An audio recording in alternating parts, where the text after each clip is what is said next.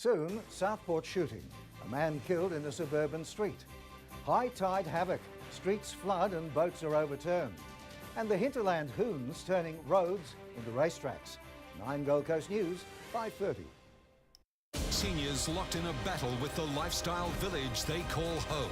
They want to sell up, but the operators want to sell them out. A current affair tonight. Next on 9 Gold Coast News, a man shot dead in Southport, his partner taken into custody. Traffic chaos. Luxury car collides with a tram in Southport. And the hinterland hoons turning roads into racetracks. Then in 9 News at 6, streets flooded and boats overturned in a Gold Coast king tide. Jared Hayne breaks his silence on rape allegations and why you may be actually losing out on those gift cards you got for Christmas.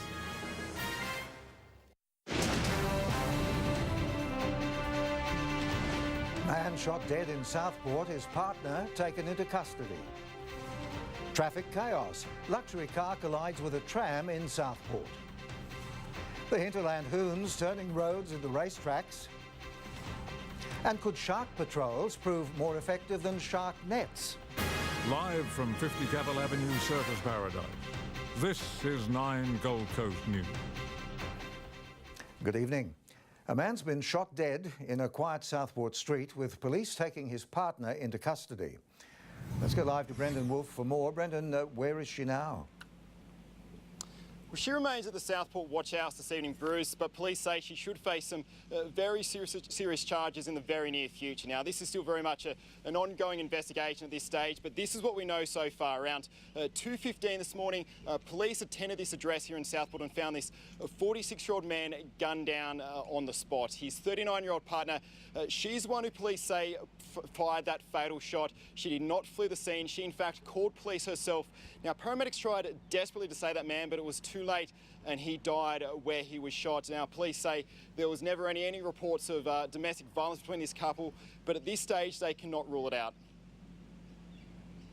Police have no reports of domestic violence between these people or no knowledge of any previous domestic violence between these people, but we are exploring the possibility that domestic violence has existed unreported to the police. Now, police are also speaking with 2 other adults that were at this home last night. They are not suspects. They are simply witnesses, key witnesses in this ongoing investigation. Bruce. Brendan, thanks for your report.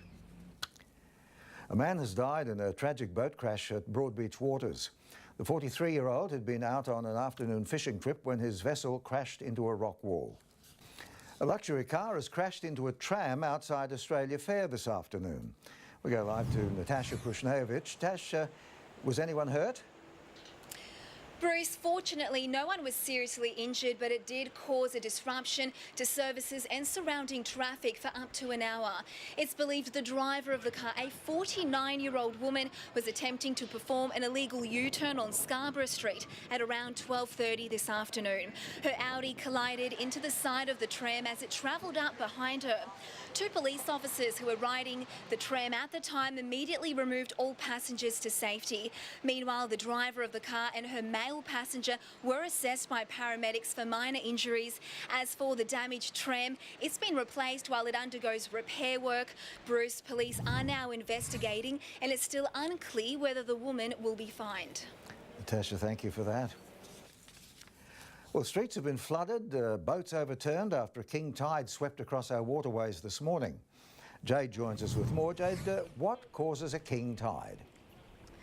Well, Bruce, the Gold Coast actually experiences 2 king tides a year during lunar months, one in early January, the other in winter. At 9:09 this morning, the tide peaked at 1.9 metres at the Gold Coast Seaway before flooding the waterways. Boats and vessels that weren't secured correctly or had enough anchor chain capsized or overturned. Footpaths at Tallabudgera Creek were absolutely flooded. We also saw lots of low-level streets go underwater while stormwater drains overspilled. Motorists here at Budds Beach were seen driving through the waters. Some parked cars looked dangerously close to being submerged. There's a marker in the river here that's yellow. If it goes under water at any stage, then our garages are all underwater. That's about 2 metres. Bruce, king tides occur when the Earth, the Moon and the Sun are all aligned, causing a very large gravitational pull. But of course, I'll be back later with the full weather forecast. Jade, thank you for the science lesson. See you later. Well, high-rise developments are expected to boom in the next 2 years, with billions of dollars worth of property approved or in the process. Critics say it could all come crashing down like a house of cards if the government doesn't plan ahead. Coming up, could our surf lifesavers and lifeguards be the key to preventing shark attacks? Plus, why Tiger Air passengers spent the night sleeping outside our airport. And the hinterland hoons turning roads into racetracks. What can be done to stop them? Thank you, Gold Coast, for continuing to make 9 Gold Coast News your #1 local news. We're committed to telling stories you want to watch. So if you see something that needs reporting or have an issue you want investigated, please send your videos to our 9 News Gold Coast Facebook page or email us goldcoastnews@9.com.au. This traffic report is brought to you by the 2018 Gold Coast Marathon. Set yourself a new personal goal to compete in the 40th anniversary of this truly iconic Gold Coast event. Here's our look at the run home. Thanks to the Traffic Management Centre, congestion is starting to build on the M1 at Robina. The motorway at Helensvale is flowing well. It's also a good run through the Gold Coast Highway at Sundale Bridge. And traffic is flowing through Smith Street and Olsen Avenue. A lucky escape for this driver when a Hyundai XL burst into flames while travelling south on the M1 at Yatala this afternoon. The driver managed to pull over when smoke started pouring from under the bonnet. Traffic was gridlocked as drivers slowed down to pass the spectacle. Images have surfaced of holidaymakers forced to spend the night sleeping on the ground outside Gold Coast Airport. Alex Heinke has more. Alex, why were they out there? Well, Bruce, they were forced out by airport security, pretty plain and simple. Now, this group of about 10 travellers, they were planning to go off to Sydney on a Tiger Air flight, but unfortunately it was cancelled about 7:30 last Friday night.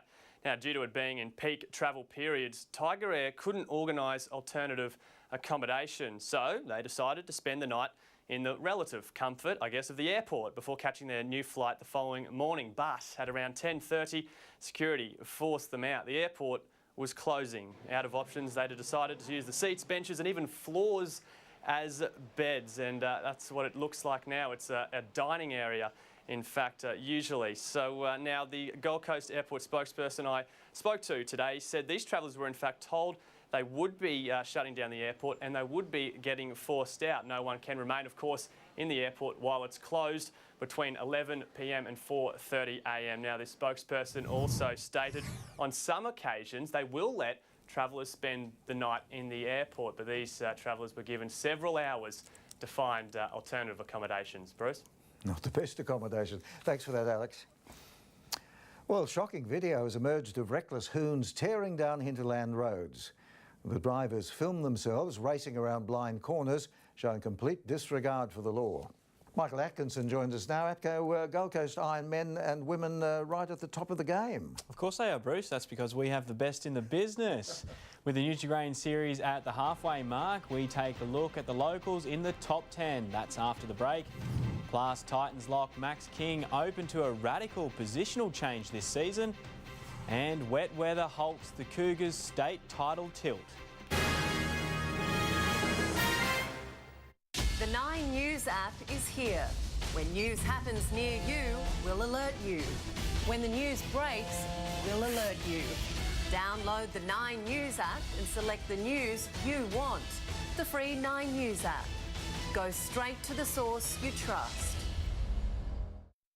Tonight's Sports Report, brought to you by the seriously fast Schumacher hire carts at Kingston Park Raceway.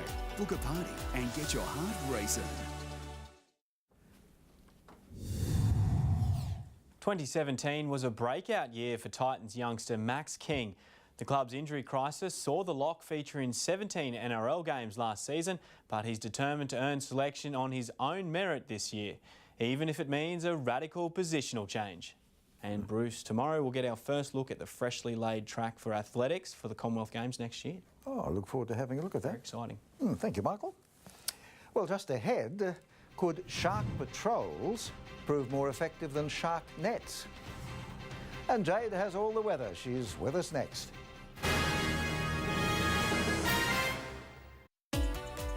This weather report brought to you by Get Ready Gold Coast. Are you ready for storm season?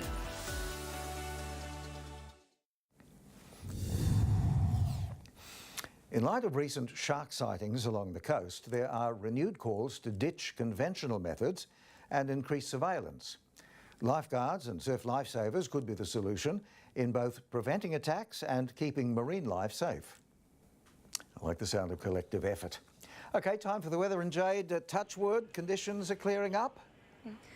Bruce, even now conditions are finding up right along the coast. It's a very different sunset tonight than yesterday's, that's for sure. And after an absolute soaking over the last 24 hours, it was a beautiful start to the morning. Take a look at our coast cam. Blue skies for most of the day, but an upper trough moving through the southeast is still causing a little bit of instability. We saw a couple of storms bubble up around this afternoon out west, but they didn't quite make it to the coast. Temperatures were just above average today, 30 degrees at Coolangatta and Burleigh, 31 at Nerang, 29 at Southport and Coomera. Right now at the Seaway, it's 25 degrees and 98% humidity. Glassy conditions on the water this morning, but lots of tiny peaks with light onshore winds. Waves rolling in around half a metre, good for beginners, but not much on offer for the experienced guys. The beachgoers tomorrow, conditions improving, but swimmers, please stay between the flags. Surfers, take a look at the beach breaks nice and early, but don't expect too much swell. It's 24 degrees in the water. Offshore, winds will be east or southeasterly, 15 to 20 knots. Seas between 1 and 1.5 metres. Diving visibility between 10 and 12 metre. In fact, Kira Dive says there's lots of marine life around, and if you go for a dive soon, you could see a leopard shark at the Tweed. High tide tomorrow at 10 a.m. Low tide at about 4:30 in the afternoon. Partly cloudy conditions tomorrow with only a slight chance of a shower. We're going for a top of 29 degrees, which is right on average for this time of year. Sunset will be at 14 minutes to 7. Sunrise at 5 to 5. Friday is looking very similar to Thursday. Saturday is still shaping up to be a good one. Mostly sunny, dry and 30 degrees, about 1 above average. So starting to warm up. And take a look at this. Sunday, sunny and 32 degrees, 3 above the average. So after a week of wet weather and heavy rainfall, large hailstones falling across the coast, we're finally getting those summer conditions returning to the coast. Bruce, it is looking absolutely fantastic this weekend. It does look rather nice. And can you promise no storm cells heading our way? All gone? No. Yeah, all gone for tonight and tomorrow. Jade, thank you for that. Thanks, mate. Well, remember that you can stay up to date by visiting 9news.com.au. Special breakfast diet coming up that could be the key to losing weight. Let's join Andrew tonight.